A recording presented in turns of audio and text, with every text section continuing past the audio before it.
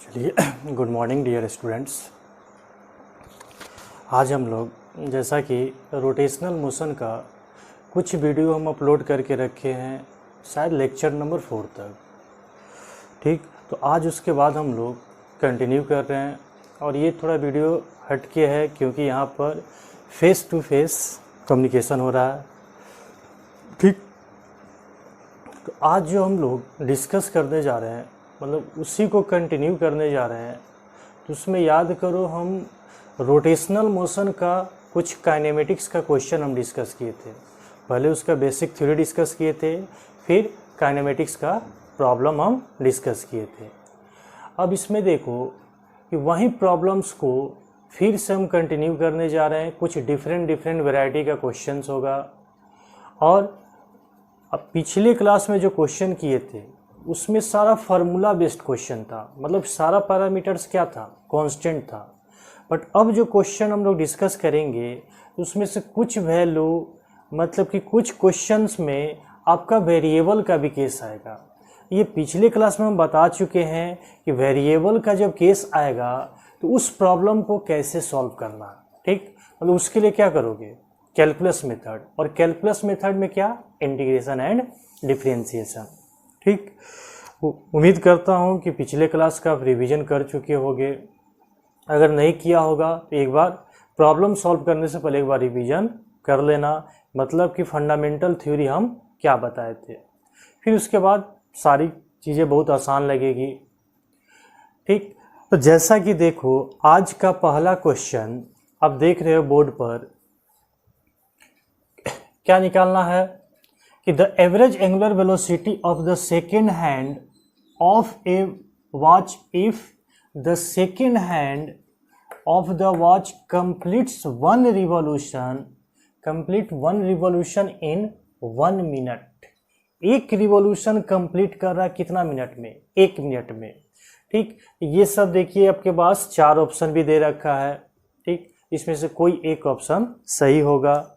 ठीक, देखो इसको कैसे हम लोग चेक करेंगे, कैसे सॉल्व करेंगे। सॉल्यूशन है यहाँ पर देखो, मान लो ये कोई वॉच है। ठीक, मान लो कि इसका सेकेंड हैंड, मान लो इसका सेकेंड हैंड, ठीक, मान लो इसका रेडियस कुछ भी है, मान लो रेडियस हम r मान लेते हैं। ठीक, अब देखो क्वेश्चन में दे रखा है ये सेकेंड हैंड पॉइंट्स है। ठीक, ये सेकेंड हैंड का पॉइंट है। तो ये बोल रहा है कि एक रिवॉल्यूशन कंप्लीट कर रहा, बताओ कितना टाइम में, t इक्वल टू 1 मिनट। कितना टाइम में, 1 मिनट में। अब खुद सोचो कि 1 मिनट में कंप्लीट कर रहा है, इसको सेकेंड में कन्वर्ट करेंगे तो बताओ कितना होगा, 60 सेकेंड। ठीक, निकालना क्या बताओ, एवरेज एंगुलर वेलोसिटी। तो देखो जैसा कि हम लोग लीनियर में जानते हैं, यहाँ पर एंगुलर के लिए क्या लिखोगे, ओमेगा एवरेज। ठीक, बताओ लीनियर के लिए क्या फॉर्मूला होता था, टोटल डिस्प्लेसमेंट डिवाइडेड बाय में टोटल टाइम टेकन। यहाँ पर बताओ क्या लिखोगे, total angular displacement divided by में total time taken, total time taken. ठीक, अब देखो टोटल एंगुलर डिस्प्लेसमेंट, बेटा खुद बताओ कि जब ये सेकेंड हैंड पॉइंट एक बार रिवॉल्यूशन कंप्लीट कर जाएगा, बताओ कितना एंगुलर डिस्प्लेसमेंट कवर करेगा, विच इज इक्वल टू 2 पाई। जैसा कि आप सर्कुलर मोशन भी अच्छे से जानते होंगे। इसको फार्मूला में अगर लिखेंगे तो बताओ क्या लिखेंगे, थीटा अपॉन टी। ठीक, तो थीटा का वैल्यू बताओ कितना होगा, याद रखो कि थीटा का वैल्यू किस में रखना हम लोग को, रेडियन में। 2 पाई डिवाइडेड बाई में टाइम कितना लग रहा है बताओ, एक रिवॉल्यूशन कंप्लीट करने में 60 सेकेंड। 60 से डिवाइड कर दो तो बताओ ये कितना हो जाएगा, ये 30। ये बताओ कितना हो जाएगा, पाई बाई में 30। बताओ इसका यूनिट क्या होगा, क्या होगा बताओ, रेडियन। और इसका यूनिट बताओ क्या होगा, सेकेंड। ठीक, क्योंकि हम लोग क्या निकालने जा रहे हैं यहाँ पर, ओमेगा एवरेज। ठीक, इसमें से बताओ कौन सा ऑप्शन सही होगा, B is the correct answer. ठीक, जैसा कि आप देख पा रहे हैं कितना आसान क्वेश्चन था।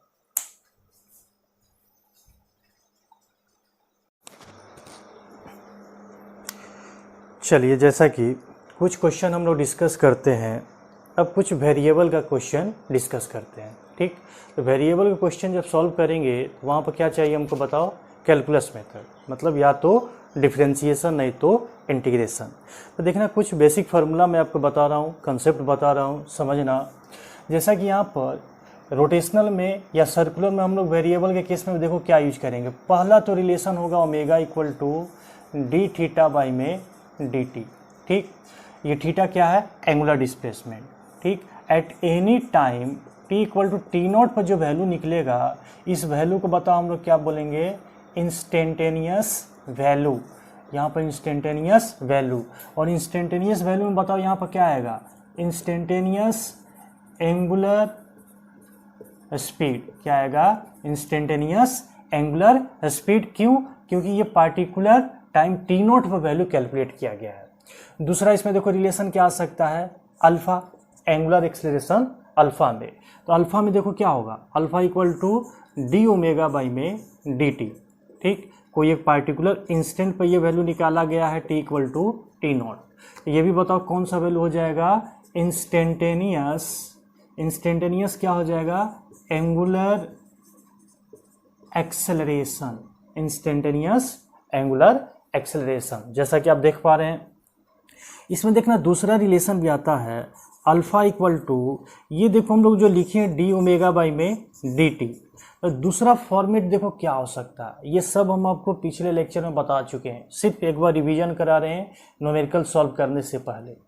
तो दूसरा फॉर्मेट इसका देखो क्या हो सकता है कि हम इस टी को एलिमिनेट करना चाह रहे हैं और उसकी जगह क्या लाना चाह रहे हैं, एंगुलर डिस्प्लेसमेंट थीटा। तो देखो क्या इसको हम लिख सकते हैं, क्या लिख सकते हैं बताओ, डी ओमेगा बाई में डी टी, ऊपर भी डी थीटा से मल्टीप्लाई कर दिए और नीचे भी डी थीटा से डिवाइड कर दिए।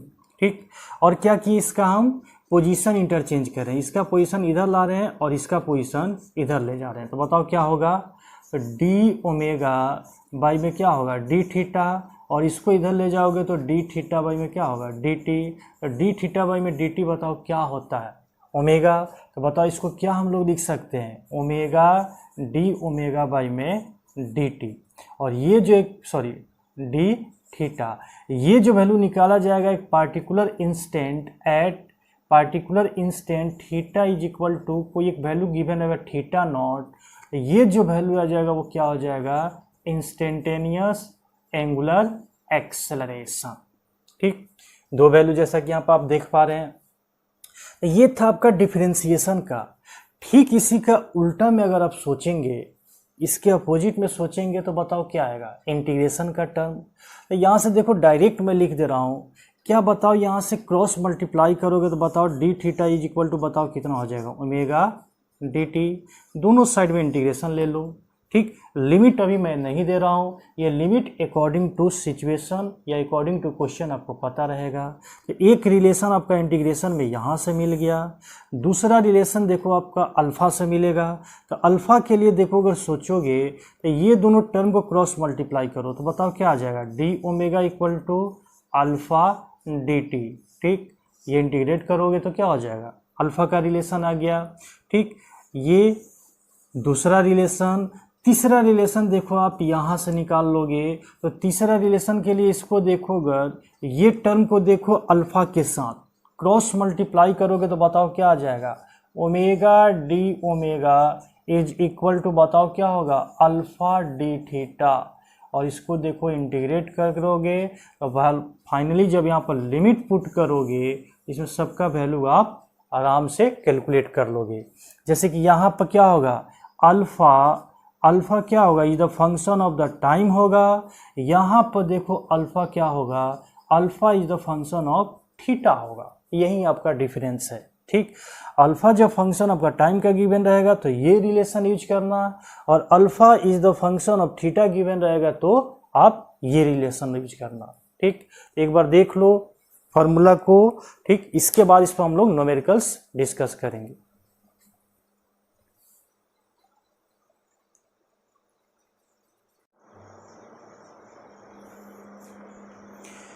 चलिए, जैसा कि अगला क्वेश्चन आप देख पा रहे हैं।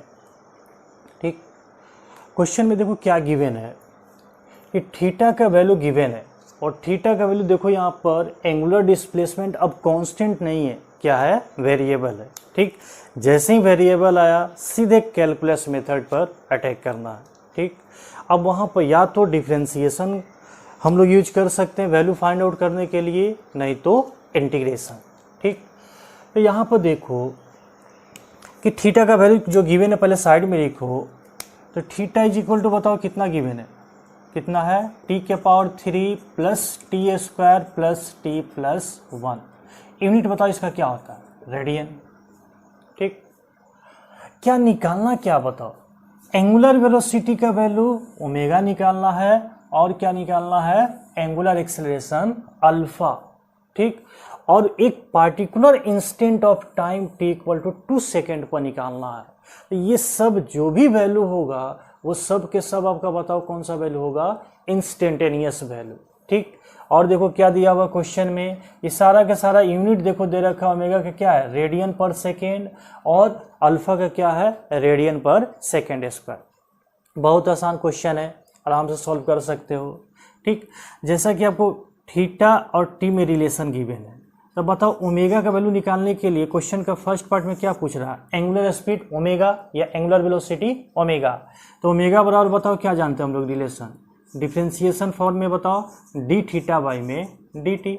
कुछ नहीं, थीटा का वैल्यू पुट करो as a function of time T, तो बताओ पुट करोगे तो बताओ क्या लिखोगे, D t³ plus T square plus T plus 1 divided by में क्या हो जाएगा, मतलब इसको डिफ्रेंशिएट करना है किसके रिस्पेक्ट में, टाइम के रिस्पेक्ट में। ठीक, अब आपको डिफ्रेंशिएशन आता है, देखो डायरेक्ट में वैल्यू लिख रहा हूँ, इसका डिफ्रेंशिएशन बताओ कितना होगा, 3t² प्लस इसका बताओ कितना होगा 2t प्लस 1, और ये क्या है कांस्टेंट, कांस्टेंट का डिफरेंशिएशन क्या होता है 0। बताओ ये सब वैल्यू हमको बताओ कितना पर निकालना है, t = 2 सेकेंड पर, ये भी वैल्यू बताओ क्या होगा t = 2 सेकेंड। तो जहाँ जहाँ t है वहाँ वहाँ क्या पुट करोगे 2 सेकेंड, तो पुट करो तो बताओ इसका वैल्यू कितना होगा, 3 × 2 का स्क्वायर 4 और प्लस 2 × 2 प्लस 1, तो कितना होगा 12 अब प्लस 4 कितना हो जाएगा 16 और प्लस 1 कितना हो जाएगा 17 रेडियन पर सेकेंड। ये फर्स्ट पार्ट का आंसर। सेकेंड पार्ट में देखो क्या पूछा जा रहा है, क्या पूछा जा रहा है, एंगुलर एक्सेलरेशन अल्फा। ठीक, अल्फा और ओमेगा में हम रिलेशन जानते हैं। यहाँ पर ध्यान देने वाली देखो बात क्या है कि ओमेगा अगर फंक्शन है आपका किसका, टाइम का, omega is the function of किसका है बताओ, टाइम का, तो अल्फा भी बताओ क्या होगा, वो भी फंक्शन होगा टाइम का, जैसे कि यहाँ से आप रिलेशन देख पा रहे हैं। ठीक, तो कुछ नहीं करना है कि अल्फा का वैल्यू निकालने के लिए बताओ क्या करोगे, डी ओमेगा बाई में डी टी। इसमें दो रिलेशन हम देखे थे, बट यहाँ पर टाइम वाला अप्लीकेबल होगा, क्यों, क्योंकि omega is the function of क्या है, टाइम है। कुछ मत करो, यहाँ पर ओमेगा का वैल्यू पुट कर दो, डी ओमेगा बराबर बताओ कितना है 3t² plus 2t plus 1 divided by में, सॉरी क्या है ये डिवाइडेड टर्म बोलना सही नहीं है, इसको क्या बोलना ज़्यादा सही है कि हम लोग इसको डिफ्रेंशिएट करें with respect to time T. कुछ नहीं, डिफ्रेंशिएशन आपको आता है तो बताओ इसका क्या होगा डिफ्रेंशिएशन 6t अब प्लस इसका बताओ क्या होगा 2, और ये क्या है 1, तो 1 का डिफ्रेंशिएशन क्या होता है कांस्टेंट, कांस्टेंट का मतलब क्या हो गया 0, और ये वैल्यू बताओ कितना पर निकालना एट टाइम t = 2 सेकेंड। अब कुछ नहीं, जहाँ जहाँ t है वहाँ पर क्या पुट करो 2 पुट करो तो बताओ ये कितना होगा 6 × 2 प्लस 2, ये 12 और प्लस 2 बताओ कितना होगा 14, और इसका बताओ यूनिट क्या होगा रेडियन पर सेकेंड स्क्वायर, रेडियन पर सेकेंड स्क्वायर। अब दोनों ये ऑप्शन मैच कराओ, किससे मैच कर रहा है, ये 17 ओमेगा का वैल्यू कितना आ रहा है 17, और अल्फा का वैल्यू बताओ कितना आ रहा है 14, तो कौन सा आंसर सही होगा, B is the correct answer. देख पा रहे हैं कितना आसान क्वेश्चन था।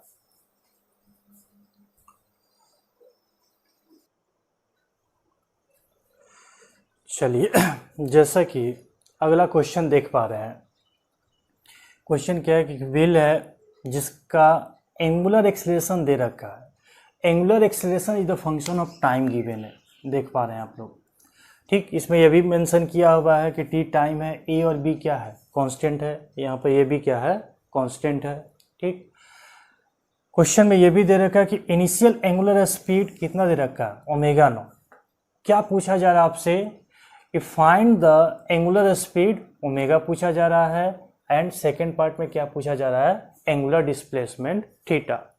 किसी भी टाइम पर नहीं पूछा जा रहा है, मतलब कि इस क्वेश्चन में आपको जो वैल्यू कैलकुलेट करना है which is the function of the क्या होना चाहिए, टाइम टी होना चाहिए। ठीक, सॉल्व करते हैं, बहुत आसान क्वेश्चन है। चलो देखो यहां पर गिवन क्या है, अल्फा इज इक्वल टू, बताओ क्या गिवन है, 4a T cube minus 3b T square. ठीक, इस रिलेशन को देखो, क्या यहाँ से अल्फा बराबर हम लिख सकते हैं डी ओमेगा बाई में D T, which is equal to क्या होगा, 4a T cube minus 3b T square. ठीक, क्रॉस मल्टीप्लाई करो तो बताओ यहाँ से D omega is equal to, बताओ कितना होगा, 4a T cube minus 3b T square. ठीक, इंटू डी टी, दोनों साइड में बताओ क्या करोगे, इंटीग्रेशन का साइन दोगे। ठीक, क्योंकि फर्स्ट पार्ट में बताओ क्या निकालना, ओमेगा का वैल्यू। अब देखो लिमिट पुट कर रहा हूँ, इधर देखो वेरिएबल क्या है, टाइम, और इधर वेरिएबल क्या है, ओमेगा। जब मेरा टाइम 0 था उस समय एंगुलर स्पीड बताओ कितना गिवन है, कितना है, ओमेगा नॉट है। ठीक, एनी टाइम जब टी हो गया तो हमको क्या निकालना है, ओमेगा का वैल्यू निकालना है। ठीक, अब कुछ नहीं, बस इंटीग्रेशन है बेटा। इस यहाँ देखना, यहाँ तक तो सबको पता है। बताओ डी ओमेगा का वैल्यू, मतलब कि इसको इंटीग्रेट करोगे तो बताओ क्या आएगा, ओमेगा। लिमिट बताओ क्या रखोगे, ओमेगा नॉट से ओमेगा। चलो डायरेक्ट मैं इंटीग्रेट कर रहा हूँ, तो देखो 4a तो कांस्टेंट है, बाहर निकल जाएगा, t के पावर 4 डिवाइडेड बाई में 4। ठीक, डायरेक्ट यहाँ पर लिमिट का वैल्यू पुट कर रहा हूँ, माइनस 3b तो कांस्टेंट है, बाहर निकल जाएगा, इसका इंटीग्रेशन करोगे तो बताओ कितना होगा, टी क्यूब बाई में 3। लिमिट बताओ क्या रखोगे, 0 से लेकर t, 3 से 3, 4 से 4 कैंसिल आउट हो गया। ठीक, लिमिट भी देखो साथ में पुट करते जा रहा हूँ, तो यहाँ पर बताओ ये वैल्यू कितना हो जाएगा, a टी के पावर 4 माइनस b टी के पावर 3, क्योंकि लोअर लिमिट कितना है, 0, और 0 पुट करोगे तो फाइनली वैल्यू बताओ क्या होगा, 0 ही होगा। तो डायरेक्ट देखो यहाँ पर इसको सिंप्लीफाई करोगे तो क्या आएगा, omega minus omega nought equal to, बताओ कितना आ गया, a कितना आ गया, टी के power 4 minus B T cube. किसका वैल्यू निकालना बताओ, ओमेगा का वैल्यू। हेंस यहाँ से बताओ हम लोग क्या लिख सकते हैं, ओमेगा इक्वल टू, इसको इस साइड में लाओगे तो बताओ ये वैल्यू कितना हो जाएगा, a टी के पावर 4 प्लस, सॉरी ये कितना होगा, माइनस b टी के पावर 3, इधर माइनस है तो ये जाएगा इधर, तो बताओ क्या होगा, प्लस ओमेगा नॉट, क्या होगा, प्लस ओमेगा नॉट। तो बताओ यहाँ से हम लोग किसका वैल्यू निकाल दिए, ओमेगा का वैल्यू निकाल लिए, which is the function of, देखो क्या है यहाँ पर, टाइम टी है। ठीक, तो ये मेरा देखो किसका, फर्स्ट पार्ट का भी केवल आंसर निकाले। सेकेंड पार्ट में देखो क्या निकालना, एंगुलर डिस्प्लेसमेंट थीटा। ठीक, अब जब ओमेगा का वैल्यू निकाल दिए हो तो आप आराम से यहाँ से क्या निकाल सकते हो, थीटा का वैल्यू। कैसे, तो सेकेंड पार्ट के लिए देखो डायरेक्ट मैं लिख रहा हूँ, ओमेगा इज इक्वल टू, बताओ क्या लिख सकते हो, डी थीटा बाई में D T, which implies D theta is equal to, बताओ कितना हो जाएगा, ओमेगा डी टी, और ओमेगा का वैल्यू पुट करोगे तो बताओ कितना हो जाएगा, ए टी के power 4 minus B T cube plus omega nought into, बताओ कितना होगा, डी टी। दोनों साइड में इंटीग्रेशन का साइन यूज करो। ठीक, जब इंटीग्रेशन का साइन यूज करोगे तो यहाँ पर लिमिट इधर देखो किसका वैल्यू पुट करोगे, टी का, क्योंकि इधर वेरिएबल क्या है, टाइम, और इधर वेरिएबल देखो क्या है, थीटा। ठीक, जब मेरा टाइम 0 था तो वहाँ पर कोई रोटेशन नहीं था, व्हील का कोई रोटेशन नहीं था, मतलब कि ये क्या, थीटा बराबर कितना होगा, 0। और जब टाइम टी हो गया, एनी टाइम टी हो गया, तो हमको कैलकुलेट करना थीटा का वैल्यू कितना होगा। देखो कितना आसान है। ठीक, अब देखो डायरेक्ट इंटीग्रेशन में सॉल्व कर रहा हूँ, तो बताओ यहाँ पर वैल्यू ए क्या है, कांस्टेंट है, तो इंटीग्रेशन से क्या होगा, बाहर निकल जाएगा। जब बाहर निकलेगा तो बताओ इसका इंटीग्रेशन देखो डायरेक्ट कितना होगा, ए कितना लिखो बताओ, टी के पावर 5/5, फिर इसके लिए लिखोगे तो माइनस बी, इसका इंटीग्रेशन बताओ क्या कितना होगा, टी के पावर 4/4 अब प्लस ये देखो ओमेगा नॉट यहाँ पर क्या है कांस्टेंट, तो क्या हो जाएगा यहाँ पर डी टी, और डी टी का इंटीग्रेशन क्या होता है टी। ठीक, लिमिट रखोगे, बताओ क्या लिमिट रखोगे यहाँ पर 0 से लेकर टी। ठीक, और इसका इंटीग्रेशन डी थीटा का इंटीग्रेशन बताओ क्या होगा थीटा, तो बताओ डायरेक्ट अब इसको सॉल्व करोगे तो इसका इंटीग्रेशन देखो कितना हो जाएगा, और इसका लिमिट पुट करोगे तो क्या होगा थीटा -0। ठीक, तो डायरेक्ट इसको क्या लिख रहा हूँ थीटा इज इक्वल टू, बताओ ये वैल्यू रखोगे तो कितना हो जाएगा ए टी के पावर 5/5 माइनस बी टी के पावर 4/4 अब प्लस ओमेगा नॉट टी, क्योंकि यहाँ पर भी लोअर लिमिट बताओ कितना है 0। ठीक, तो सब वैल्यू क्या हो जाएगा आपका 0 ही हो जाएगा पुट करोगे तो। ये देखो कौन सा पार्ट का आंसर हो गया हम लोग का सेकेंड पार्ट, मतलब कि angular displacement theta is the function of the time निकल गया, और फर्स्ट पार्ट में क्या निकालना था कि एंगुलर स्पीड या angular velocity is the function of the time T. ठीक, जैसा कि आप देख रहे हैं पूरी तरह ये क्या है कैलकुलस है, कुछ भी हम आपका अलग से एफर्ट नहीं लगा रहे हैं, ये सब चीज आप काइनेमेटिक्स में पढ़ चुके हैं। ठीक, हर एक काइनेमेटिक्स का वेरिएबल का जितना प्रॉब्लम्स आप जानते हो सब के सब प्रॉब्लम फिर से हम यहाँ पर डिस्कस कर सकते हैं। ठीक, बट मेरे हिसाब से वो बहुत ज़्यादा इफेक्टिव नहीं होगा, फालतू का टाइम पास है। ठीक, क्योंकि रोटेशनल मोशन में बहुत कुछ हम लोग को नया चीज़ पढ़ना है। ठीक, और उम्मीद करता हूँ कि एक हम रफली आपको आइडिया दे दिए हैं, तो चाहे आपका kinematics of the rotational motion में चाहे कांस्टेंट का क्वेश्चन दे, कांस्टेंट कहने का मतलब कि जहाँ पर फार्मूला क्या हो अप्लीकेबल हो, एंगुलर एक्सेलरेशन क्या हो कांस्टेंट हो, मतलब फार्मूला क्या हो अप्लीकेबल हो, और चाहे आपका वेरिएबल का क्वेश्चन दे, दोनों टाइप का क्वेश्चन आप आराम से सॉल्व कर सकते हैं। ठीक, इसमें कोई दिक्कत नहीं होने जा रहा है। तो कुछ एक दो क्वेश्चन हम प्रैक्टिस भी करा दिए हैं, खुद आपके पास जो भी बुक रखे हो उसमें से प्रैक्टिस करो, कहीं कोई दिक्कत होता है हम मेरे साथ डिस्कस कर सकते हो। नेक्स्ट क्लास से हम लोग रोटेशनल मोशन शुरू करेंगे, जो कि शुरुआत कहाँ से करेंगे हम लोग मोमेंट ऑफ इनर्शिया से। ठीक, तो बहुत इंपॉर्टेंट अगला क्लास होने जा रहा है। ठीक, moment of inertia, torque, angular momentum, सब चीज़ हम लोग अच्छे से डिस्कस करेंगे। फिर आपका एक रेफरेंस बुक भी हम बताए थे एच.सी. वर्मा सॉल्व करेंगे, इरोडोप का क्वेश्चन कुछ सॉल्व करेंगे। ठीक, उसके बाद आईआईटी और नीट में जो भी क्वेश्चन पूछा गया वो भी हम लोग डिस्कस करेंगे। ठीक, थैंक यू।